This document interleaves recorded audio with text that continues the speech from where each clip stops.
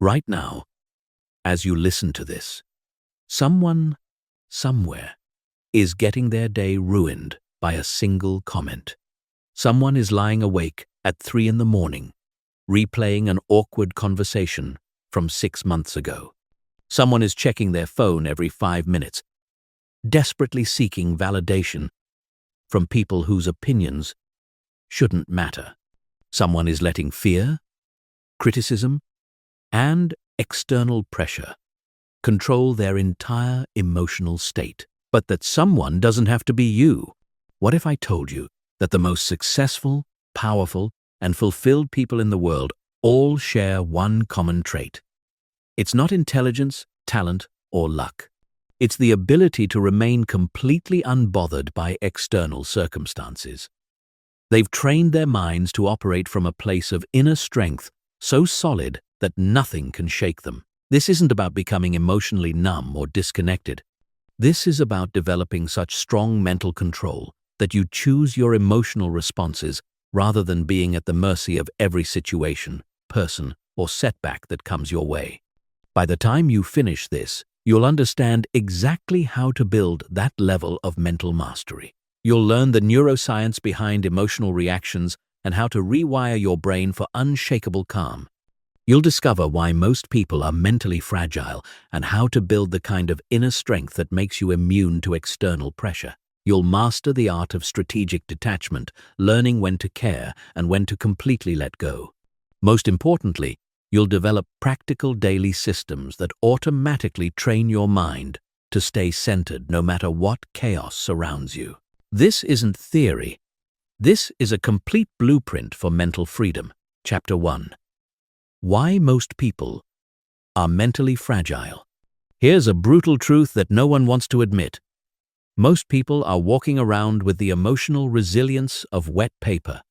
A single criticism sends them spiraling. One rejection makes them question everything. A bad day becomes a bad week, which becomes a bad month. They've never learned to separate their inner peace from external circumstances, so they live their entire lives as emotional pinballs, bouncing from one reaction to the next. But why are so many people mentally fragile? The answer lies in how we've been conditioned from childhood. From the moment we're born, we're taught to seek approval, avoid discomfort, and base our self-worth on external validation. We learn that love and acceptance are conditional on our performance, behavior, and ability to please others. This creates a foundation of insecurity that follows us into adulthood. The first major source of mental fragility is approval addiction. Most people have become so dependent on external validation that they've lost touch with their own internal compass. They need constant reassurance, praise, and acceptance to feel okay about themselves. When that validation doesn't come, or when criticism arrives instead, their entire sense of self crumbles. They've outsourced their emotional stability to other people, which means they'll never have true control over how they feel. Think about how many decisions you make based on what others might think.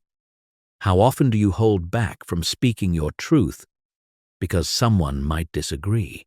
How many opportunities have you passed up because you were afraid of judgment? This isn't just occasional behavior for most people. It's their default operating system.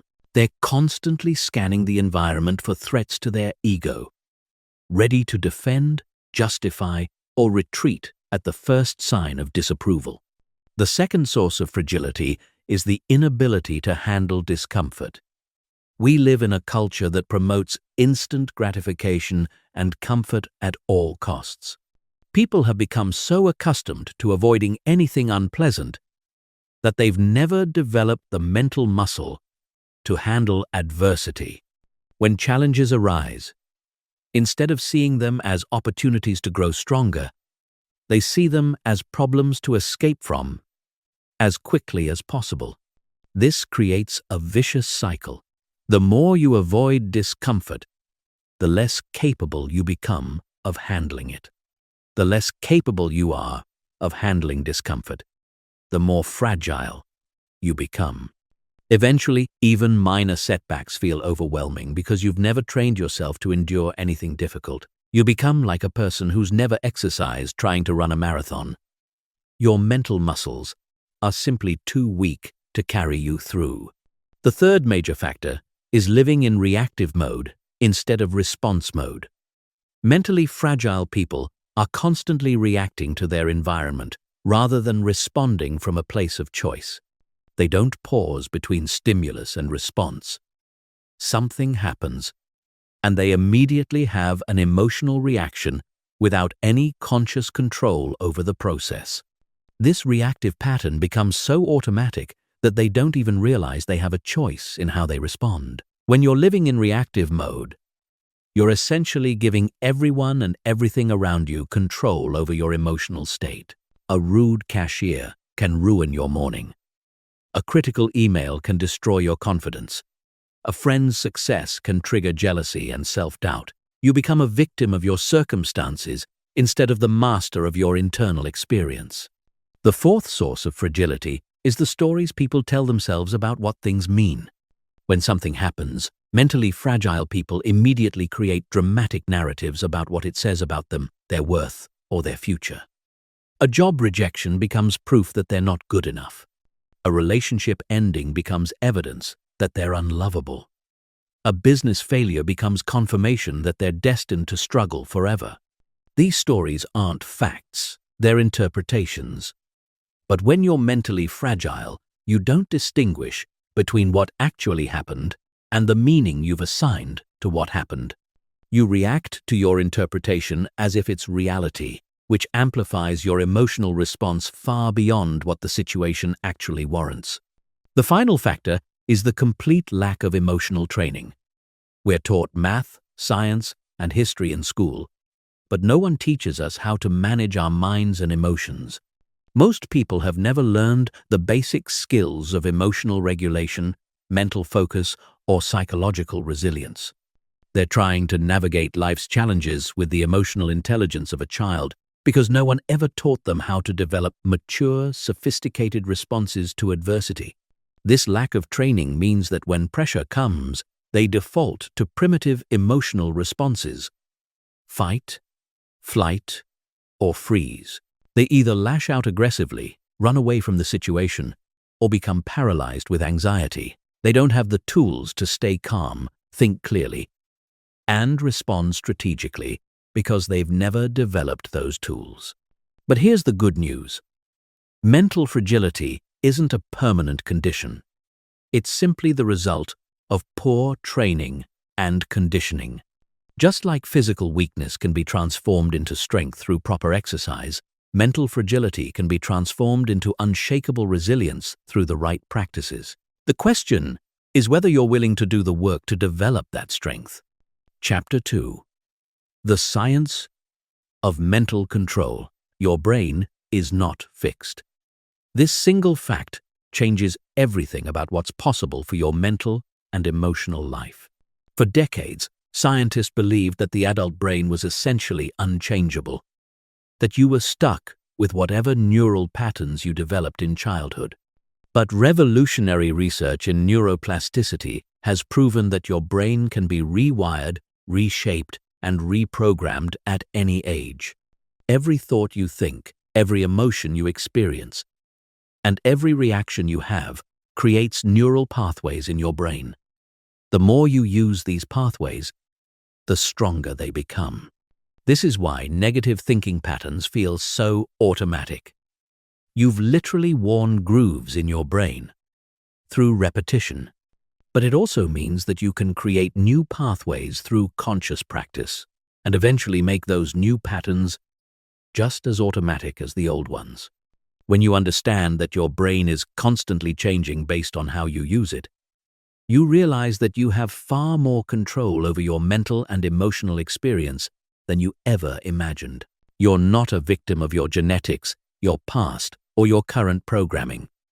You're the architect of your own mind, and you can build it however you choose.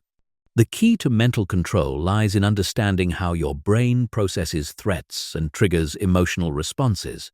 Deep in your brain sits a small, almond-shaped structure called the amygdala, which acts as your internal alarm system.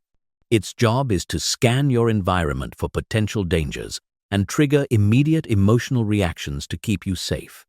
This system worked perfectly when humans faced physical threats like predators, but it's poorly adapted to modern psychological challenges. Today, your amygdala treats social rejection, criticism, and failure the same way it would treat a charging bear, as immediate threats to your survival. This is why a harsh email can trigger the same stress response as a physical attack. Your amygdala doesn't distinguish between actual danger and perceived threats to your ego or social status. It just sounds the alarm and floods your system with stress hormones. But here's where it gets interesting. Your amygdala can be retrained. Through consistent practice, you can teach your brain to distinguish between real threats and psychological triggers. You can develop the ability to pause between stimulus and response, creating space for conscious choice rather than automatic reaction. This is the foundation of mental control. The prefrontal cortex, located at the front of your brain, is responsible for executive functions like decision-making, impulse control, and rational thinking. When your amygdala is activated, it essentially hijacks your brain, shutting down your prefrontal cortex and putting you into pure survival mode. This is why you say things you later regret when you're angry, or why you make terrible decisions when you're stressed. Training your mind to stay unbothered is really about strengthening your prefrontal cortex and creating better communication between it and your amygdala. When you practice staying calm under pressure, you're literally building new neural circuits that allow your rational mind to override your emotional reactions. Over time, this becomes your default response rather than the exception. Meditation and mindfulness practices are particularly effective for this type of brain training because they teach you to observe your thoughts and emotions without getting caught up in them. When you meditate, you're practicing the skill of witnessing your mental activity from a detached perspective. This creates psychological distance between you and your thoughts, making it easier to choose how to respond rather than being automatically reactive. Studies have shown that regular meditation actually changes the structure of your brain. It increases gray matter in areas associated with emotional regulation and decreases activity in the amygdala. People who meditate regularly show improved ability to handle stress, better emotional control, and increased resilience to psychological challenges. They've literally rewired their brains for greater mental stability. Another crucial aspect of mental control is understanding the role of attention. Your attention is like a spotlight. Wherever you direct it becomes amplified in your experience. If you constantly focus on problems, threats, and negative possibilities, your brain will become increasingly sensitive to those things. You'll start seeing danger everywhere and living in a constant state of stress and anxiety. But if you train your attention to focus on opportunities, solutions, and positive possibilities, your brain will become more attuned to those elements of your experience. This doesn't mean ignoring real problems or living in denial.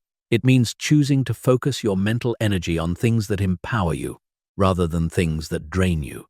Cognitive behavioral therapy has proven that changing your thought patterns literally rewires your brain. When you challenge negative thoughts and replace them with more balanced perspectives, you're not just changing your thinking, you're changing your neural structure. Your brain begins to default to healthier thought patterns because you've strengthened those pathways through repetition. The reticular activating system is another crucial component of mental control. This network of neurons acts as a filter, determining what information reaches your conscious awareness. It's programmed by your beliefs, expectations, and dominant thoughts. If you believe that people are generally hostile, your RAS will filter reality to show you evidence of hostility. If you believe that opportunities are everywhere, it will highlight opportunities that others miss. By consciously programming your reticular activating system through focused intention and repetitive thought patterns, you can literally change what you notice and experience in the world. This is why people who expect good things to happen often find them, while people who expect problems usually encounter them. They're not just being optimistic or pessimistic. They're programming their brains to filter reality in fundamentally different ways. The power of visualization cannot be overstated when it comes to mental reprogramming. Your brain doesn't distinguish between vividly imagined experiences and real ones. When you visualize yourself responding calmly to challenging situations, you're actually practicing that response at the neural level. You're building the mental muscle memory that will allow you to access that calm state when you need it in real life. Professional athletes have used this principle for decades. They visualize perfect performance over and over again, creating neural pathways that support optimal execution under pressure. You can use the same technique to train your mind for emotional resilience, visualizing yourself staying calm, confident, and centered in difficult situations. Chapter 3. Breaking free from emotional reactions. The moment someone criticizes you, rejects you, or treats you poorly, something automatic happens in your mind and body. Your heart rate spikes, your muscles tense, stress hormones flood your system, and a cascade of emotional reactions begins that can derail your entire day. But what if I told you that this seemingly automatic process is actually completely optional? Most people believe that emotions just happen to them, that they're passive victims of their emotional responses. They think that feeling angry when someone insults them or feeling anxious when facing uncertainty is just human nature. This belief keeps them trapped in reactive patterns that steal their peace, drain their energy, and give other people enormous power over their internal state. The truth is that there's always a gap between what happens to you and how you respond emotionally. The problem is that this gap is usually so small that you don't notice it. Stimulus and response feel simultaneous because you've never trained yourself to expand that space and create room for conscious choice. But that gap exists, and learning to widen it is the key to emotional freedom. Understanding the anatomy of an emotional reaction is the first step to gaining control over it. When something happens that your brain interprets as significant, it immediately assigns meaning to that event. This interpretation happens so fast that it feels instantaneous, but it's actually a process that you can learn to observe and influence. Let's say someone cuts you off in traffic. In the split second after it happens, your mind automatically creates a story about what this means. Maybe you think, that person is disrespectful and dangerous.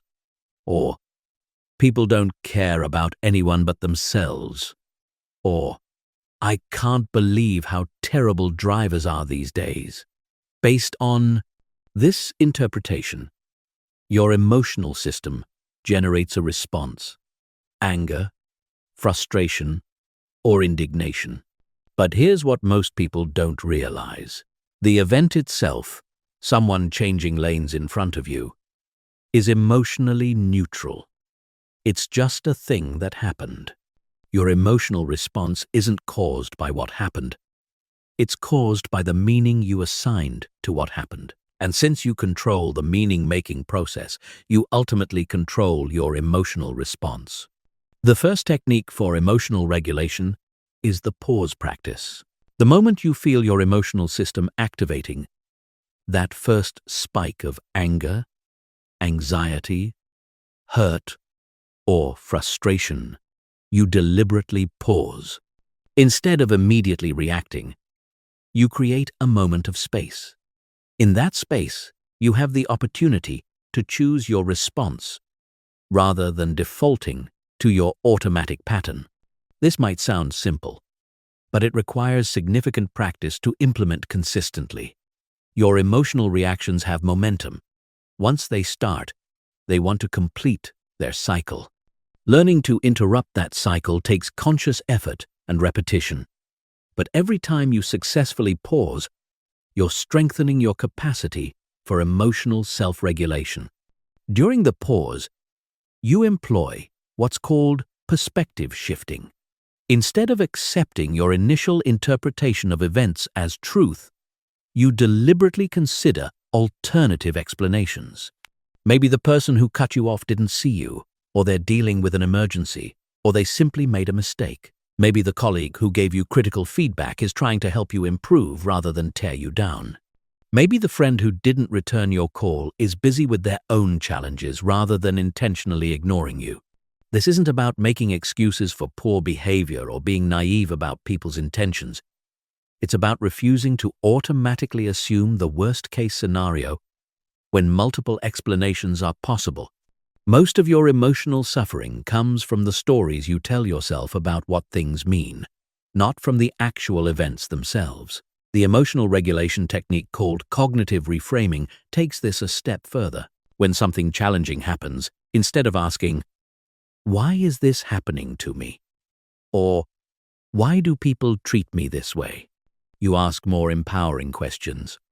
What can I learn from this? How can this make me stronger? What opportunities might this create? How can I use this experience to develop greater resilience? These questions don't magically make difficult situations pleasant, but they redirect your mental energy toward growth and solution finding, rather than toward victimhood and resentment. They help you maintain your power in situations where you might otherwise feel powerless. Another powerful tool is emotional labeling. When you feel a strong emotion arising, instead of being consumed by it, you mentally step back and label it. I notice I'm feeling angry. I'm experiencing anxiety right now. This is disappointment. This simple act of labeling creates psychological distance between you and the pride emotion, making it easier to observe rather than be overwhelmed by it. The practice of emotional labeling is based on neuroscience research showing that when you name an emotion, it actually reduces its intensity. The act of putting feelings into words engages your prefrontal cortex and calms the emotional centers of your brain. You're literally thinking your way out of emotional overwhelm. Physical regulation techniques are equally important because emotions are not just mental phenomena, they're full body experiences. When you're emotionally triggered, your breathing becomes shallow, your muscles tense, and your posture changes. By consciously altering these physical responses, you can influence your emotional state from the bottom up. Controlled breathing is one of the fastest ways to shift your emotional state. When you breathe deeply and slowly, you activate your parasympathetic nervous system, which triggers your body's relaxation response. This physiologically calms your emotional system and creates space for more rational thinking. The technique is simple. Breathe in for 4 counts, hold for 4 counts, breathe out for 6 counts. Repeat until you feel your system settling. Progressive muscle relaxation works on the same principle.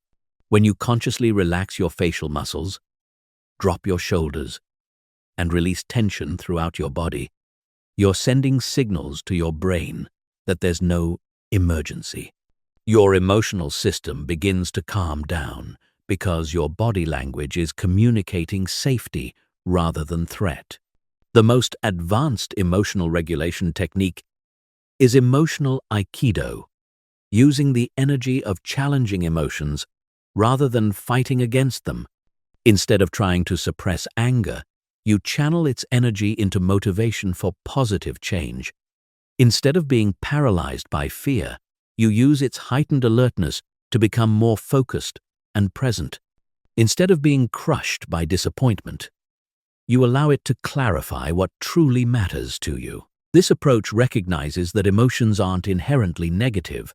They're sources of information and energy that can be channeled constructively. The goal isn't to eliminate emotional responses, but to become skillful in how you work with emotional energy when it arises. Chapter 4. Building Unshakable Inner Strength. There's a specific type of person that nothing seems to shake. They receive harsh criticism without crumbling.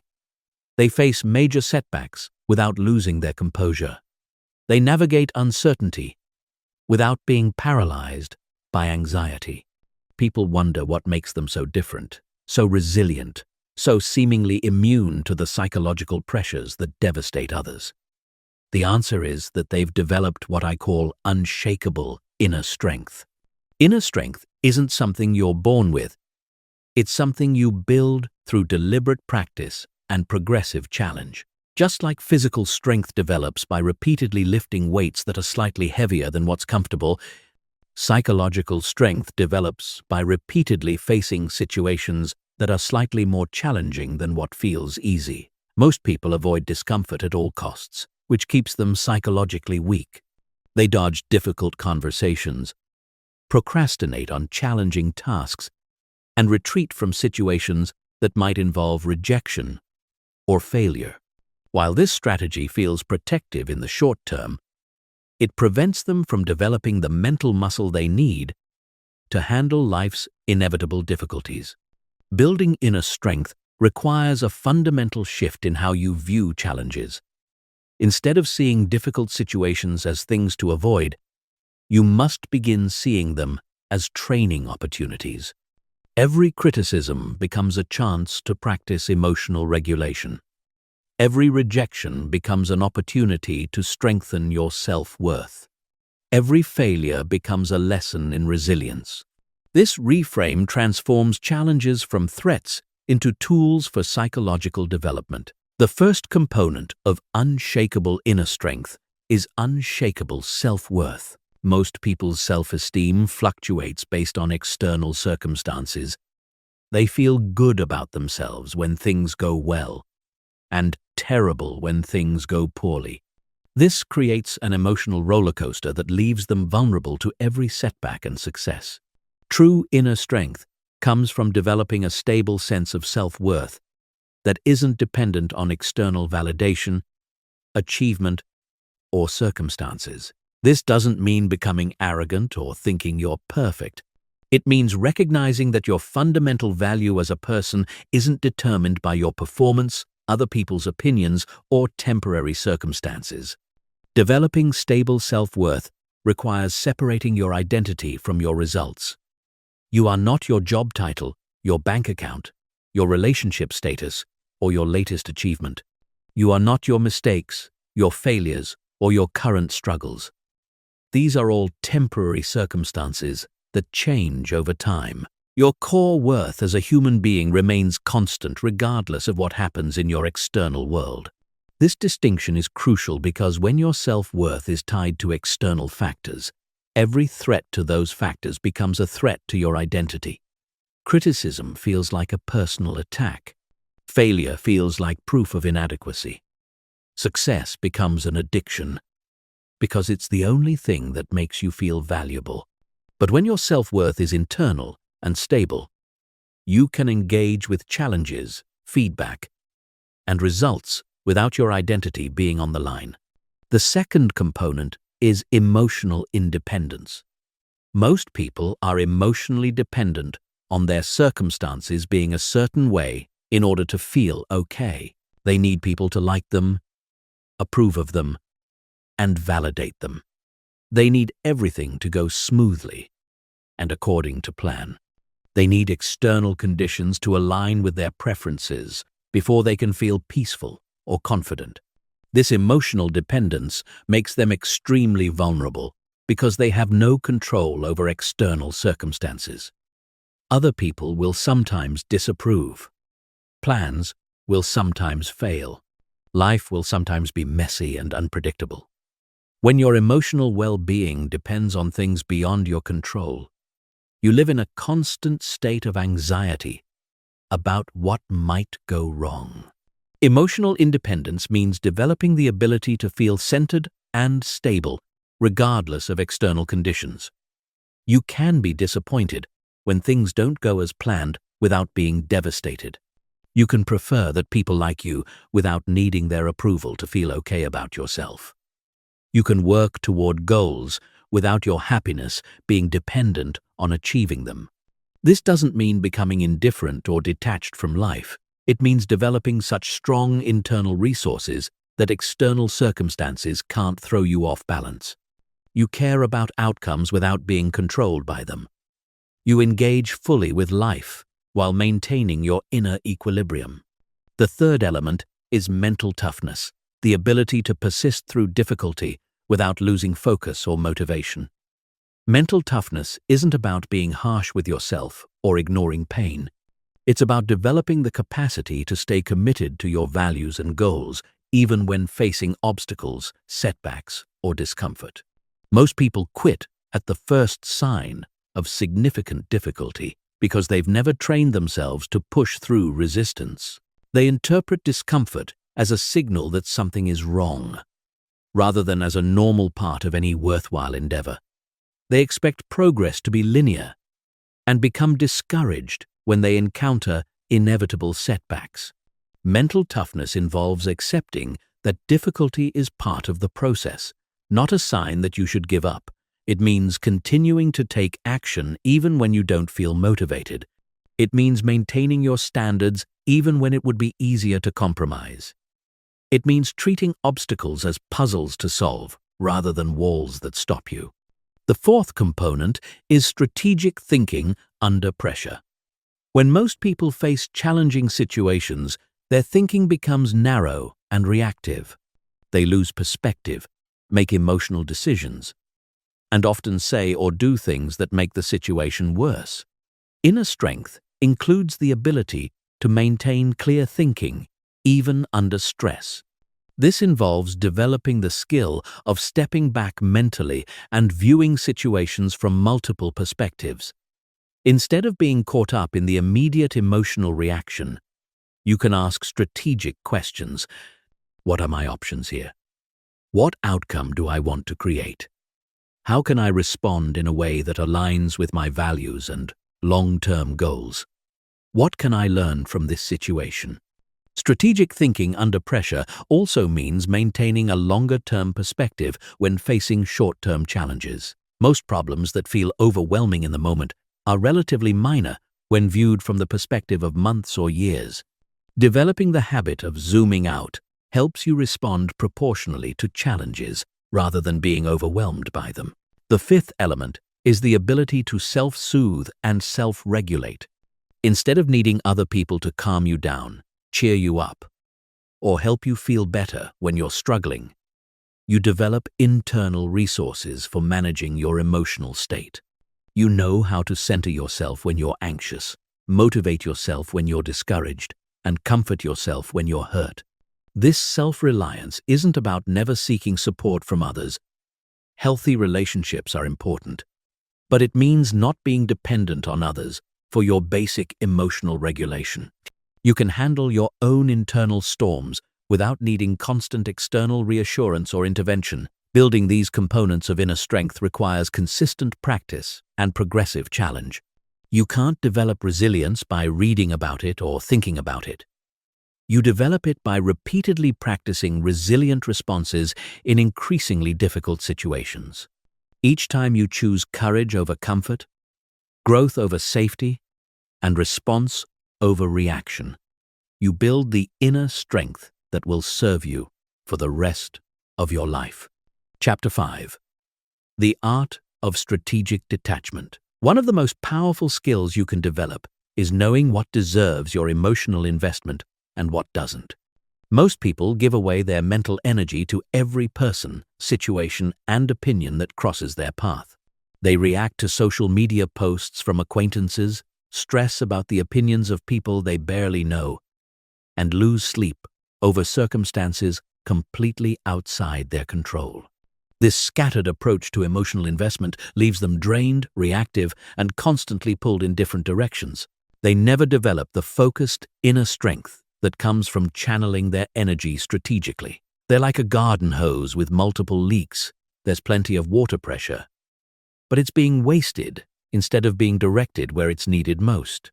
Strategic detachment is the practice of consciously choosing where to place your attention, emotional investment, and mental energy. It's about becoming selective with your responses rather than being reactive to everything that happens around you. This doesn't mean becoming cold or indifferent. It means becoming strategic about what you allow to affect your internal state. The first principle of strategic detachment is recognizing the difference between caring about something and being controlled by it. You can care deeply about an outcome while maintaining emotional equilibrium if that outcome doesn't materialize. You can have strong preferences without being devastated when reality doesn't match your preferences. You can work passionately toward goals without your self-worth being dependent on achieving them. This distinction is crucial because most people confuse caring with attachment. They think that if they don't stress about something, worry about it, and let it affect their mood, then they don't really care. But the opposite is true. When you're emotionally attached to outcomes, your thinking becomes clouded by anxiety and desperation. You make worse decisions because you're too invested in the result to think clearly about the process. Strategic detachment allows you to care more effectively because your emotions aren't interfering with your judgment. You can assess situations objectively, make rational decisions, and take appropriate action without being paralyzed by the fear of negative outcomes or distracted by the anticipation of positive ones. The second principle is understanding the concept of controllable versus uncontrollable factors. Your emotional energy should be invested primarily in things within your control: your thoughts, decisions, actions, and responses. Investing emotional energy in things beyond your control, other people's choices, external circumstances, or past events, is a waste of your mental resources that leaves you feeling powerless and frustrated. This doesn't mean being indifferent to things outside your control. You can have preferences about outcomes while focusing your energy on the actions that might influence those outcomes. You can care about other people's choices while recognizing that ultimately those choices belong to them. You can be disappointed by circumstances while maintaining your power by focusing on how you'll respond. The practice of strategic detachment involves regularly asking yourself, is this within my control? When you find yourself stressing about something beyond your influence, you redirect your attention to the aspects of the situation that you can actually affect. This simple practice prevents you from wasting energy on mental activities that don't serve you. The third principle is emotional proportionality, matching the intensity of your response to the actual significance of the situation. Most people have poor emotional proportionality. They react to minor inconveniences as if they're major crises, get devastated by temporary setbacks as if they're permanent failures, and treat casual criticism as if it's character assassination. Developing good emotional proportionality requires regularly asking yourself, how much does this actually matter? Will this situation be significant in a week, a month, or a year? Am I reacting to what's actually happening or to the story I'm telling myself about what's happening? Is my emotional response helping me handle this situation effectively or making it worse? This practice helps you save your emotional energy for things that truly matter while preventing minor issues from derailing your peace of mind. You develop the ability to handle small problems with small responses and reserve your intense emotional investment for situations that genuinely warrant it. The fourth principle involves managing your attention and information diet. In today's hyper-connected world, you're constantly bombarded with information designed to trigger emotional reactions. News outlets profit from your outrage and anxiety. Social media algorithms feed you content that generates strong emotional responses. People around you may unconsciously try to pull you into their drama and stress. Strategic detachment means being intentional about what information you allow into your mind and how much attention you give to various sources of input. You recognize that your attention is your most valuable resource, and you guard it carefully. You choose to focus on information that helps you grow, solve problems, or create positive outcomes, rather than consuming content that just makes you feel angry, anxious, or superior. This might mean limiting news consumption, being selective about social media engagement, or setting boundaries with people who consistently create drama in their interactions with you. It's about creating an information environment that supports your mental well-being rather than undermines it. The fifth principle is outcome independence. The ability to take action toward desired results without being psychologically dependent on achieving those specific results. This is perhaps the most advanced aspect of strategic detachment, because it requires holding the paradox of caring deeply while simultaneously being willing to let go. Outcome independence doesn't mean being indifferent to results. It means being so centered in your own worth and capabilities that you can pursue goals with full commitment while maintaining your equilibrium regardless of what happens. You do your best work because you're passionate about the process and committed to excellence, not because you're desperate to avoid failure or prove your worth. This mindset actually improves your performance because you're not handicapped by the fear of failure or the pressure to succeed. You can take appropriate risks, learn from setbacks, and adapt your approach without being paralyzed by the need for specific outcomes. Paradoxically, outcome independence often leads to better results because you're able to think clearly and act decisively without emotional interference. Chapter 6. Mastering your internal dialogue. Right now, there's a voice in your head that's been talking to you your entire life. It comments on everything that happens, judges every situation, and influences every emotion you feel. Most people are completely unconscious of this internal dialogue, which means they're being controlled by thoughts they don't even realize they're thinking. But the quality of your internal dialogue determines the quality of your life, and learning to master it is one of the most powerful skills you can develop. Your internal dialogue isn't just random chatter. It's the programming that runs your emotional and behavioral responses.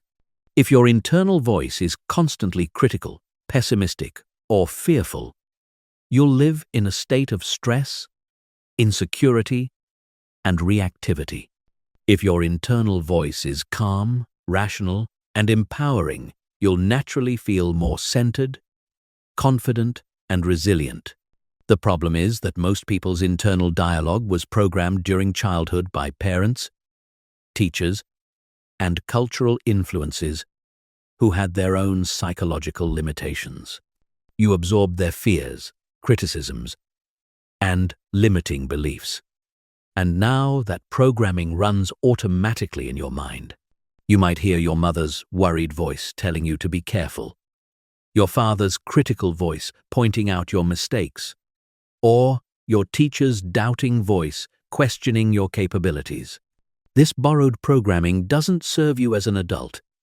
It was designed to keep a child safe and compliant, not to help a mature person navigate complex challenges with confidence and clarity. But because it feels so familiar, you mistake it for your own voice and allow it to guide your decisions and emotional responses. The first step in mastering your internal dialogue is becoming conscious of it. Most people go through their entire day without paying attention to the stream of thoughts running through their minds. They react to situations without realizing that their reactions are being triggered by the commentary their internal voice is providing about those situations. Start paying attention to what your mind says about different circumstances. When you face a challenge, what does your internal voice tell you? When someone criticizes you, how does your mind interpret that criticism? When you're uncertain about a decision, what kind of guidance does your internal dialogue provide? Simply becoming aware of these patterns is the beginning of gaining control over them. You'll likely notice that your internal dialogue has several distinct patterns. There might be a worried voice that constantly anticipates problems and dangers. There might be a critical voice that judges your performance and points out your flaws. There might be a victim voice that tells you how unfair things are and how powerless you are to change them. These aren't your true voice. They're psychological patterns you've inherited and reinforced over time. The next step is learning to question and challenge these automatic thought patterns. Just because a thought appears in your mind doesn't mean it's true, helpful, or worth listening to. You can evaluate your thoughts the same way you'd evaluate advice from another person. Is this thought accurate? Is it helpful?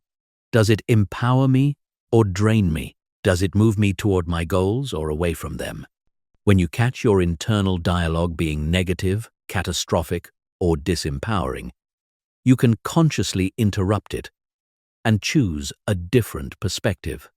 Instead of automatically accepting the thought, "I'm going to fail," you can ask, "What evidence do I actually have for this? What would be a more balanced way of looking at this situation? How would I advise a friend who was thinking this way?"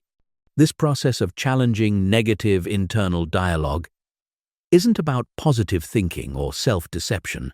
It's about developing the critical thinking skills to evaluate your thoughts objectively, rather than being unconsciously controlled by them. Many of your automatic thoughts are based on incomplete information, past conditioning, or emotional states, rather than current reality. The most powerful technique for transforming internal dialogue is conscious reprogramming. Instead of waiting for negative thoughts to arise and then challenging them, you proactively program your mind with empowering perspectives and beliefs. You deliberately choose the internal dialogue you want to have and practice it until it becomes automatic.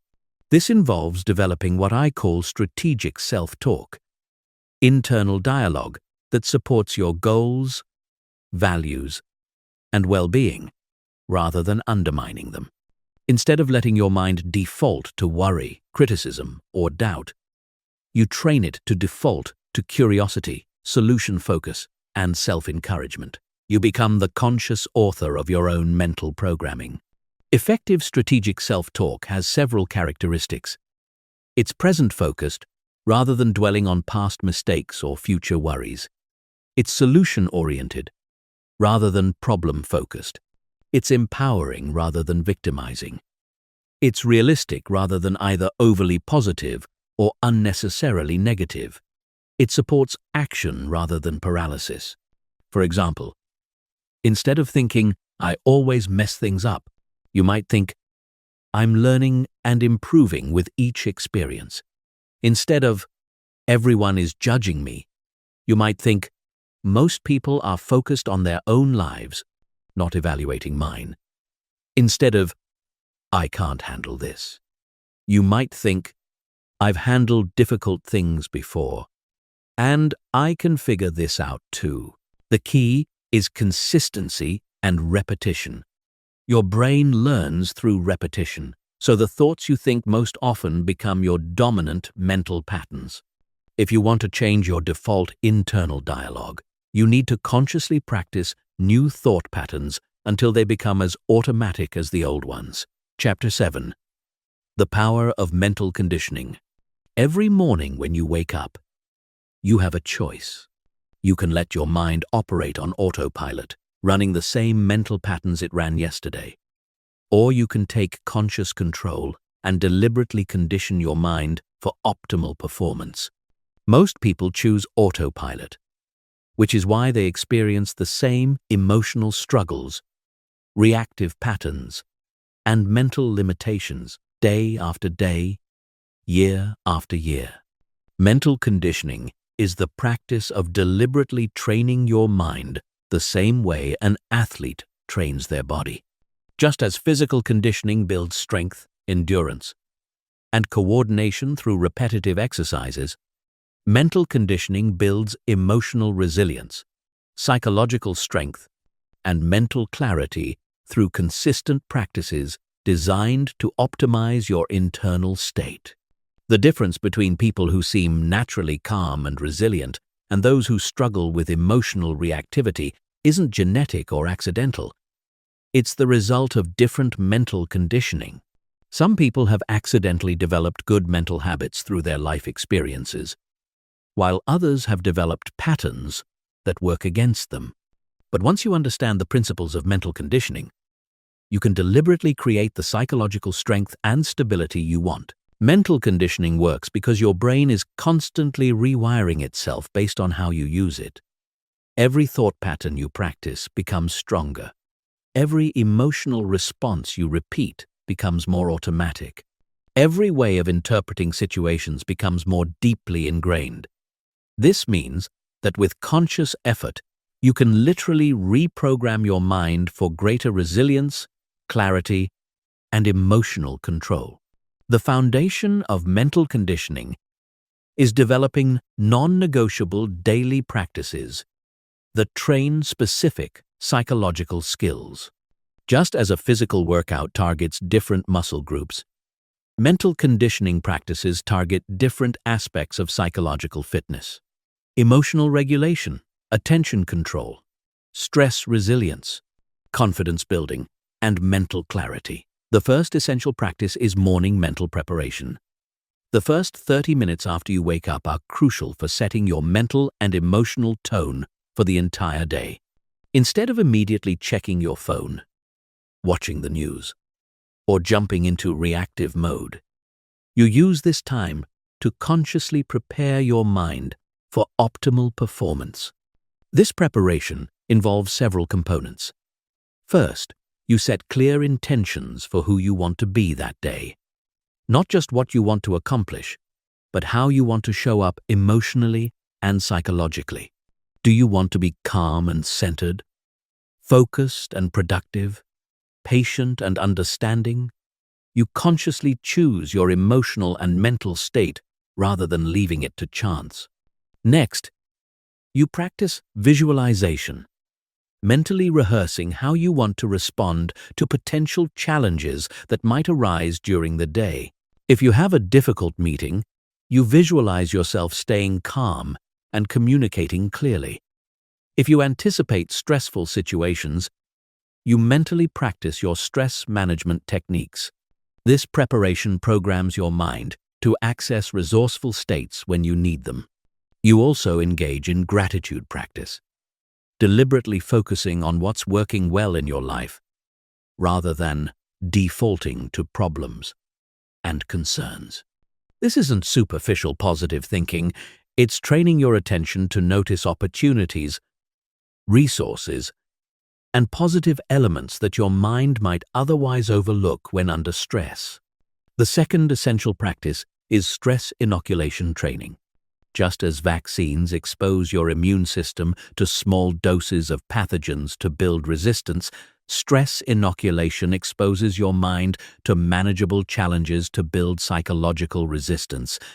You deliberately put yourself in situations that are slightly uncomfortable or challenging. Then, practice staying calm and centered. This might involve cold showers to practice discomfort tolerance, public speaking to practice confidence under pressure, or difficult conversations to practice emotional regulation during conflict. The key is gradual progression. You start with challenges that are manageable but not overwhelming, then gradually increase the difficulty as your mental strength develops. Each time you successfully maintain your composure in a challenging situation, you build evidence that you can handle difficulty. This evidence becomes the foundation of unshakable confidence and resilience. Instead of avoiding challenges, you seek them out as opportunities to strengthen your mental conditioning. The third practice is evening mental review and integration. Before going to sleep, you review the day's experiences and extract lessons that strengthen your mental conditioning. You identify moments when you responded well and reinforce those patterns. You also identify moments when you could have responded better and mentally rehearse improved responses for similar future situations. This practice prevents you from simply repeating the same mental patterns day after day. Instead, you're constantly learning and evolving, turning every experience into an opportunity for psychological growth and development. Your mental conditioning becomes stronger and more sophisticated over time. The fourth component is mindfulness training, developing the ability to observe your thoughts and emotions without being controlled by them. Regular mindfulness practice creates psychological space between you and your mental activity, making it easier to choose your responses rather than being automatically reactive. This doesn't require hours of meditation. Even 5 to 10 minutes daily of focused attention training can significantly improve your mental conditioning. The key is consistency rather than duration. You're training your mind to stay present and centered rather than getting lost in mental chatter or emotional reactivity. The final element is mental flexibility training, practicing different ways of interpreting and responding to situations. Rigid mental patterns make you fragile because you can only operate effectively under specific conditions. Mental flexibility makes you resilient because you can adapt to whatever circumstances arise. This involves regularly challenging your assumptions, considering alternative perspectives, and practicing different emotional responses to the same situations. Instead of having only one way of thinking about problems, you develop multiple approaches. Instead of having only one emotional response to criticism, you practice several different ways of receiving feedback constructively. Chapter 8. Developing emotional armor. In medieval times, knights wore physical armor to protect themselves from swords and arrows. In the modern world, you need emotional armor to protect yourself from psychological attacks, criticism, rejection, manipulation, and negative energy from other people. Without this protection, you remain vulnerable to every harsh word, disapproving look, or hostile interaction that comes your way. Emotional armor isn't about becoming cold or disconnected. It's about developing such strong internal boundaries and psychological resilience that external negativity can't penetrate your peace of mind. You remain open to genuine feedback and meaningful connections while being immune to the psychological toxicity that some people spread wherever they go. The first layer of emotional armor is understanding that other people's behavior toward you is primarily about them, not about you. When someone is critical, hostile, or dismissive, they're expressing their own internal state, their own insecurities, and their own psychological patterns. Their behavior is a reflection of their mental and emotional conditioning, not an accurate assessment of your worth or character. This understanding immediately reduces the personal impact of negative interactions. Instead of thinking, "What's wrong with me that this person is treating me this way?"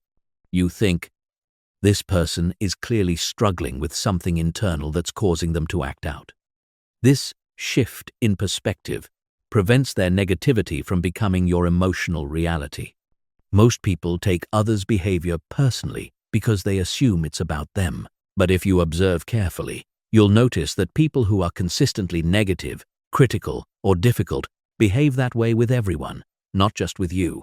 Their patterns are about their own psychological state, not about the specific people they encounter. The second layer of emotional armor is developing what I call outcome detachment in social interactions. Most people become emotionally invested in how others respond to them. They need approval, agreement, and positive reactions to feel okay about themselves. This need makes them vulnerable to manipulation and gives other people enormous power over their emotional state. Outcome detachment means engaging authentically in social interactions without being emotionally dependent on specific responses. You can express your truth without needing others to agree with it. You can offer kindness without requiring it to be reciprocated. You can be yourself without needing external validation to confirm that yourself is acceptable. This detachment actually makes you more effective in social situations because you're not distorted by the fear of negative reactions or the desperate need for positive ones. You can communicate more clearly, set boundaries more effectively, and respond more authentically because your emotional well-being isn't hanging in the balance of every interaction. The third layer is mastering the art of psychological boundaries. Many people struggle with emotional armor because they have weak or unclear boundaries. They absorb other people's emotions, take on other people's problems, and allow other people's moods to determine their own emotional state. This lack of boundaries leaves them defenseless against psychological intrusion. Strong psychological boundaries mean being clear about what's yours and what's someone else's. Their emotions are theirs to manage. Their problems are theirs to solve. Their opinions are theirs to hold. You can care about people without taking responsibility for their internal experience. You can be supportive without becoming emotionally enmeshed. Setting boundaries isn't about being cold or uncaring. It's about maintaining your psychological integrity so you can be helpful from a place of strength rather than being drained from a place of weakness.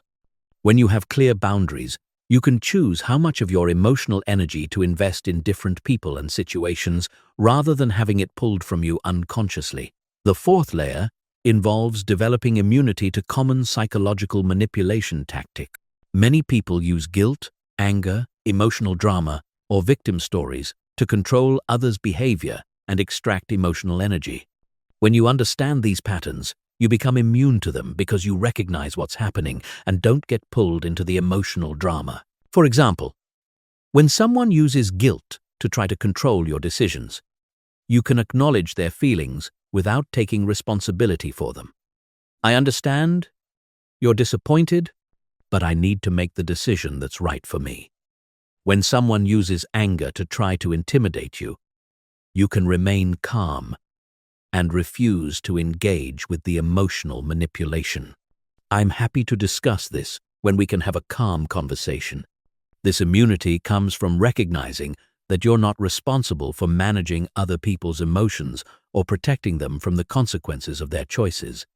You can be compassionate without being controllable. You can be understanding without being manipulatable. The fifth layer is what I call energy management. Being conscious of how different people and situations affect your psychological energy and making strategic choices about where to invest your mental and emotional resources. Some people are energy givers who leave you feeling more positive and motivated after interacting with them. Others are energy drains who consistently pull you into negativity, drama, or emotional chaos. Developing emotional armor means being selective about your energy investments. You limit your exposure to consistently negative people. You avoid getting drawn into unnecessary conflicts. You choose environments and relationships that support your psychological well-being rather than undermine it. This doesn't mean avoiding all difficult people or challenging situations. It means being strategic about when and how you engage with difficulty. You might choose to have a challenging conversation when you're in a strong psychological state, but avoid it when you're already stressed or depleted. The final layer of emotional armor is developing what I call psychological self-sufficiency. Instead of depending on external validation, approval, or emotional support to feel okay, you develop the internal resources to maintain your emotional equilibrium, regardless of external circumstances. This means knowing how to calm yourself when you're anxious, motivate yourself when you're discouraged, and comfort yourself when you're hurt. You have internal strategies for managing difficult emotions, processing challenging experiences, and maintaining your psychological well-being without requiring constant external input. Psychological self-sufficiency doesn't mean isolation or never seeking support. It means having such strong internal resources that you can choose when and how to connect with others from a position of strength rather than need. You engage in relationships and seek support because you want to, not because you have to in order to feel okay. Chapter 9. Strategic response versus reactive patterns. Every day, you face situations that trigger automatic responses in your mind and body. Someone cuts you off in traffic, and you feel anger rising.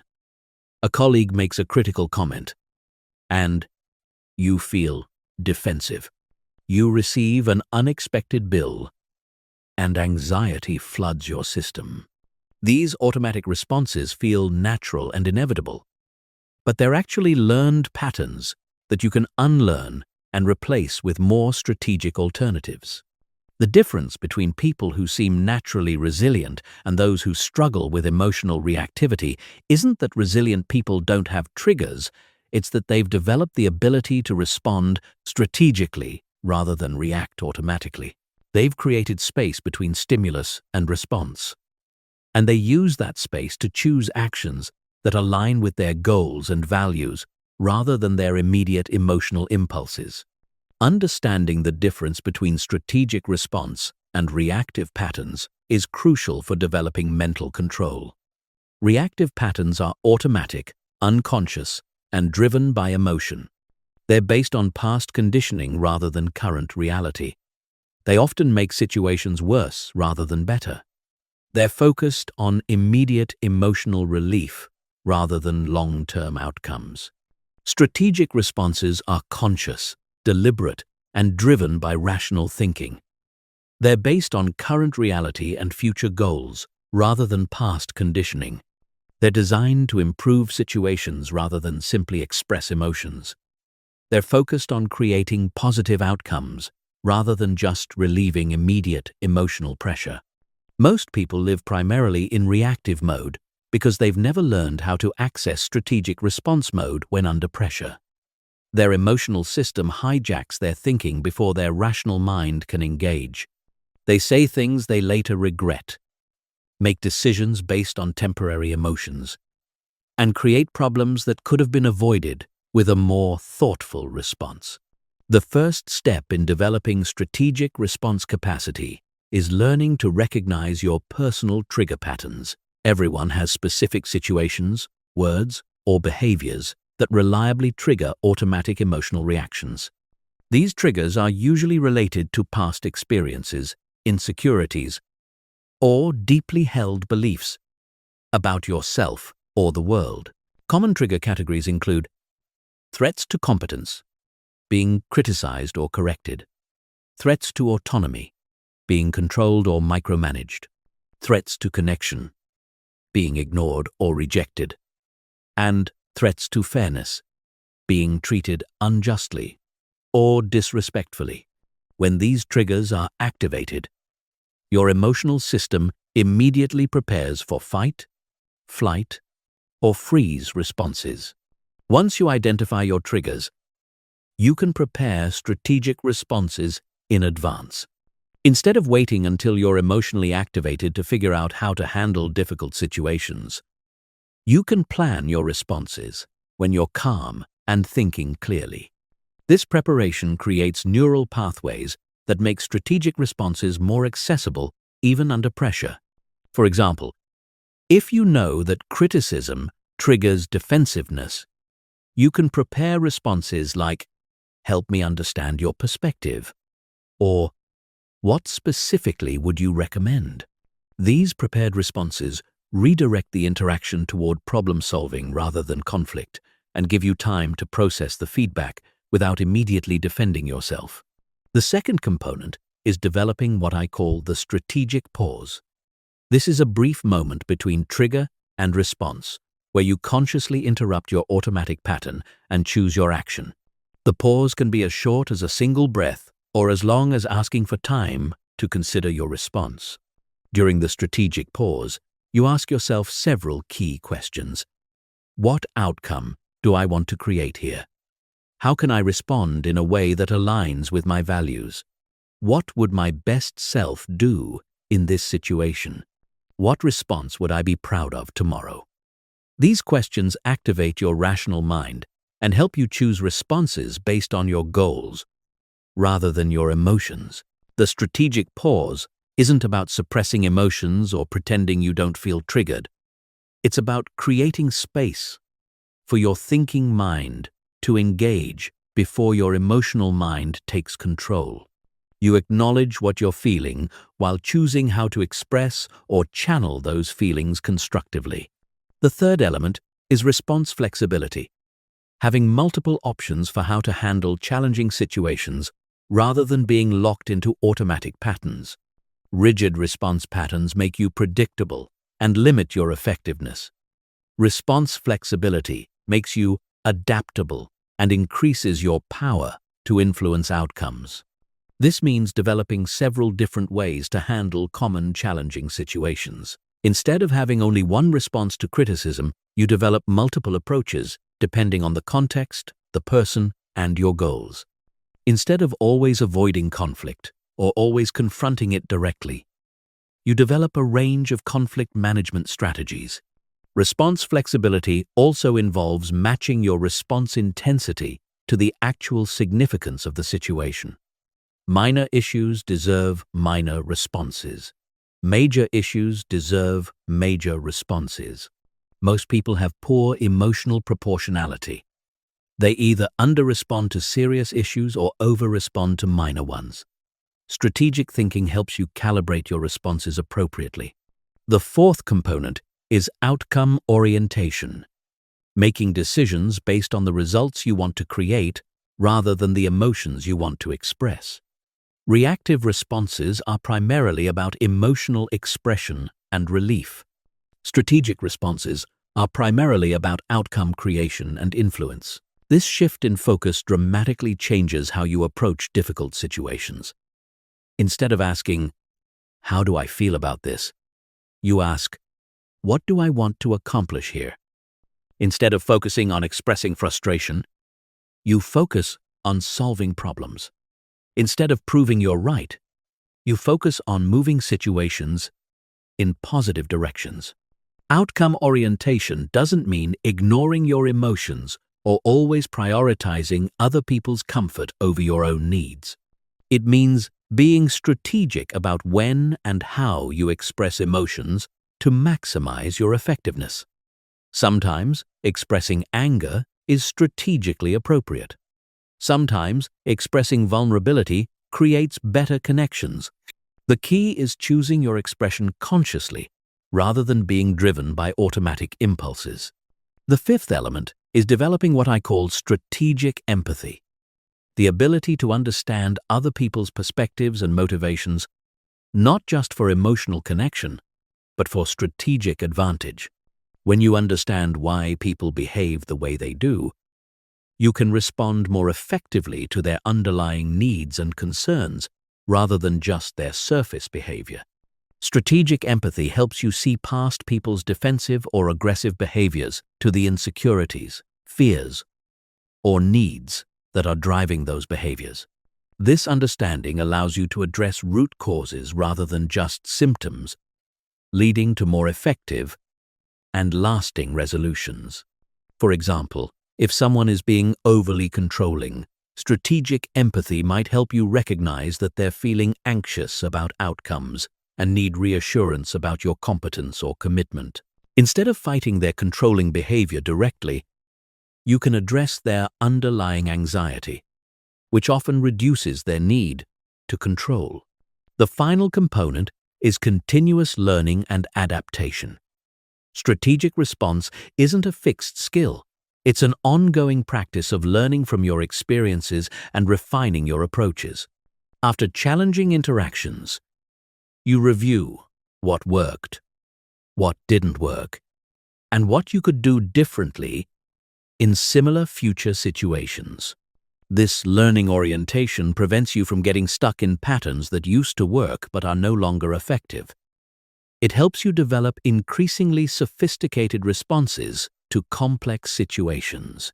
Most importantly, it ensures that your strategic response capacity continues growing throughout your life, rather than remaining static. Chapter 10. Building unbreakable mental discipline. Mental discipline is the bridge between intention and action, between knowing what you should do and actually doing it consistently. It's the psychological muscle that allows you to stay committed to your values and goals, even when emotions, impulses, or external pressures are pulling you in different directions. Without mental discipline, all the insights and strategies in the world remain ineffective because you lack the internal strength to implement them when it matters most. Most people dramatically underestimate the importance of mental discipline because they confuse it with willpower. They think discipline is about forcing yourself to do things you don't want to do through sheer determination. But willpower is a limited resource that gets depleted throughout the day. True mental discipline is about creating internal systems and conditioning that make the right choices feel natural and automatic rather than forced. The foundation of unbreakable mental discipline is understanding that discipline isn't just about individual decisions. It's about identity and conditioning. People who appear highly disciplined aren't constantly fighting internal battles to make the right choices. They've conditioned themselves to see certain behaviors as non-negotiable parts of who they are. Their discipline feels effortless because it's aligned with their identity rather than in conflict with it. This means that building mental discipline starts with clarifying your identity and values rather than just setting goals or making rules. Instead of saying, "I should exercise more," you declare, "I am someone who prioritizes physical health." Instead of, "I should be more patient," you affirm, "I am someone who responds thoughtfully rather than reactively." When behaviors align with identity, they feel natural rather than forced. The first component of mental discipline is developing what I call decision pre-commitment. Instead of making important choices in the moment when you're under pressure or emotional stress, you make them in advance when you're thinking clearly. You decide how you'll respond to common challenging situations before those situations arise, creating psychological momentum that carries you through difficult moments. This might involve deciding in advance that you'll always pause before responding to criticism, that you'll never make important decisions when you're angry, or that you'll maintain certain standards regardless of external circumstances. These pre-commitments eliminate the need for willpower in the moment, because the decision has already been made. Pre-commitment works because it leverages your rational mind when it's strongest to guide your behavior, when your rational mind is weakest. When you're stressed, tired, or emotional, your decision-making capacity is compromised. But if you've already decided how to handle these situations, you can follow your pre-established protocols without having to think through the decision from scratch. The second component is building discipline through progressive challenge.